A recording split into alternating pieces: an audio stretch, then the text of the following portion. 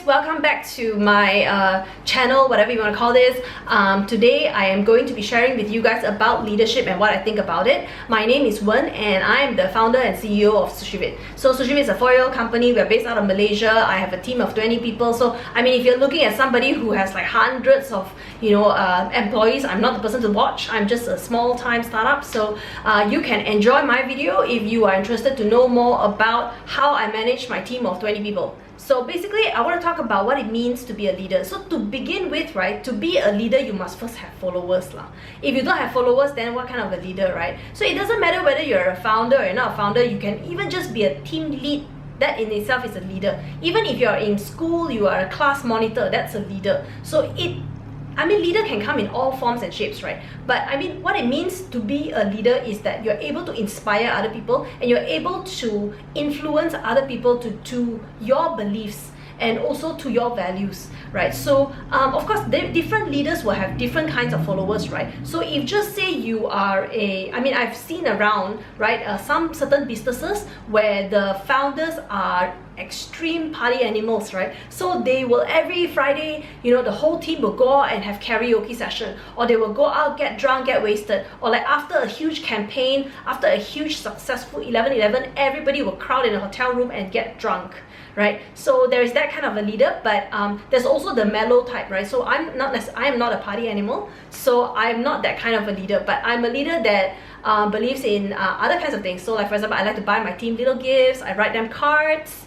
I personalize and get them all Christmas presents myself. I think these are little things that I do for my team, and it's different. I pray for them, I tell them that I pray for them, so I guess I'm a very different kind of leader compared to that kind of leader. I'm also environmental, so I believe that I'm educating my team how to recycle, how to treat the world kinder, how to be nicer to our planet, right? So I guess that's the different kind of leader that I am.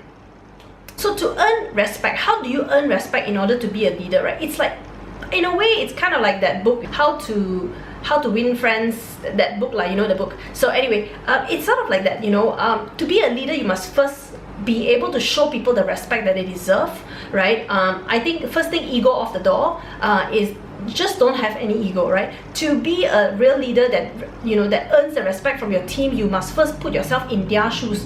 How do they like to be treated?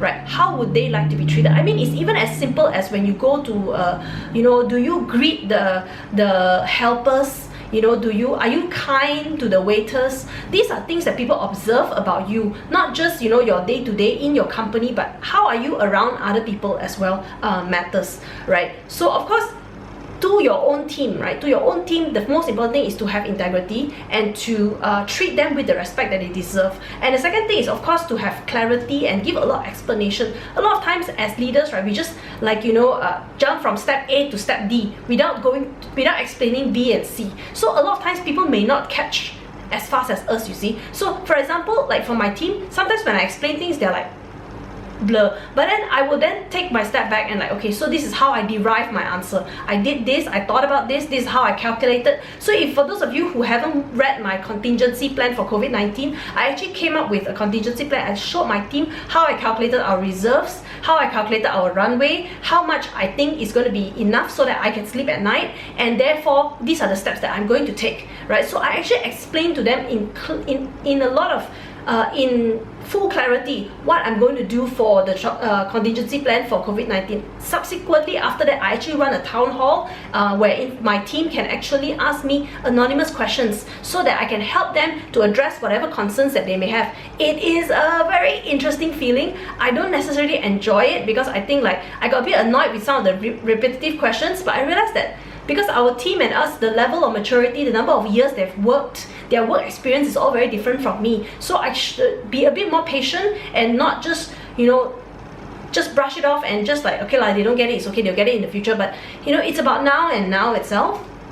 So like I took the time to really explain step by step because I realized that it is what they need in order for them to feel motivated, in order for them to feel the drive to work. Because after all, we are relying on these bunch of people, the 20-somethings, not like when they are 30s, then they will understand, yeah, but by then they're not working for you anymore, so what's the benefit? I mean, if they leave, okay? So employees as well, if you're an employee and you're looking to find a company to work for, right, look at the immediate employer. Have an opportunity to try to talk to the immediate person that's going to be teaching you, that's going to be working with you. Talk to them, ask them random questions. Do you like dogs? Do you like animals? You know, are you vegetarian? I mean, ask them anything, just so you know that this person has values that you want. Because whether we like it or not, we are the cumulative of the 5 people that we hang out with, and your team leader is going to be one of them. So you should try to look at your team lead and decide that, okay, I like her because she's like this and like that. I've looked at her LinkedIn, I think she's not bad, she's got good character, you know, she's done some charitable work here. I don't know what the values that you're looking for. Or it could be like, oh yeah, she's really hot and she goes out, she's really cool chick, her Instagram is like awesome, so I want to be like her, therefore I want to work for her. You know, look at the immediate person. I mean, of course, the other thing is, if you look at companies like Apple, right, Steve Jobs wasn't exactly the most exemplary, you know, CEO lah. You know, he was fired because he was difficult, he's obnoxious, he fired people on the spot, you know. So he also has his characters. So I don't necessarily think that I may like to work with him, but a lot of people still want to work for Apple, right, because they create damn good products. And of course, maybe he's harsh, but the underlings around him are not bad. So people can tolerate because of the team leads, not necessarily the CEO itself. But of course, the CEO makes a huge difference lah.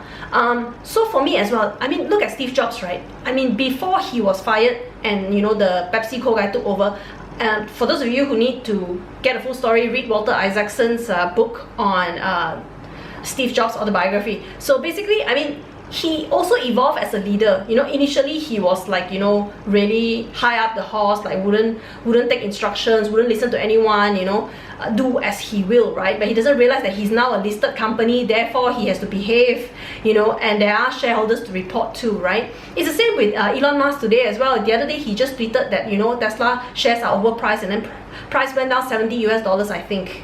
Yeah, so you know, they tend to have that, you know, and I'm not sure how accepted that is. But like for me personally, I think Elon Musk is great, and I think he's got huge balls to say that. And I think for one person to be able to move the market $70 for, I think that's super amazing. He's that influential, right? And I think that's I think he's right. Like, if he feels genuinely that it's overpriced, it is overpriced. He runs the company, he should know, and he's being honest. So, you know, I think that's great. But okay, back to the story about Steve Jobs, right? I think it's an evolution as well. It's not like today I grow up, at 5 years old, I'm already a great leader. I mean, it takes experiences, it takes years, it takes, you know, a lot of bittersweet situations, a lot of pain, a lot of tears to mold us to become the leader that we are. So like today I'm 35 and I'm a very different leader than I was when I was 30, and definitely a really far cry, very different human being from the one that I was at 25, you know. So I think leadership takes time, so don't beat yourself up if you're just say you're in your 20s and you feel like, you know, you want to aspire to be. I mean, honestly, there's only one Mark Zuckerberg lah, okay? There's not so many people 19-year-old become multi-billionaire.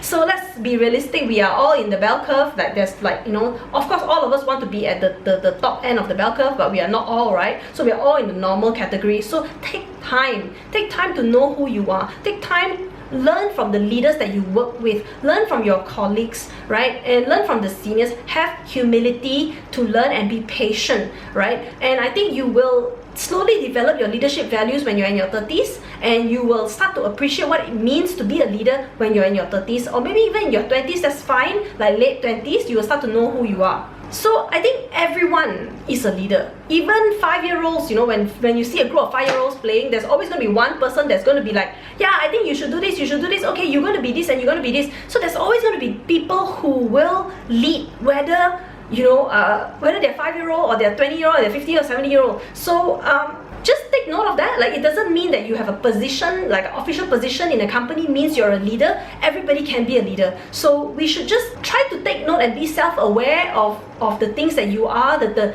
behaviors, the reasons, the things that you do, the things that you say. Try to be aware of that, and you will start to see your leadership skills and follow a leader that you want to be. So for example, if I look at certain people, I'm like, okay, I want to be him when I'm 50, then yeah, I will take him as an advisor, as a mentor, as a leader, right? I won't necessarily like see this other person and then if I don't like him after having one drink, maybe I'll be like, yeah, he's not really the leader I want to be. So I'm not going to model after him. I'll still be polite and be friends, but I'm not going to. So yeah, sums up my video about leadership. I hope it helps some of you, and thank you. Please come and watch again. Bye.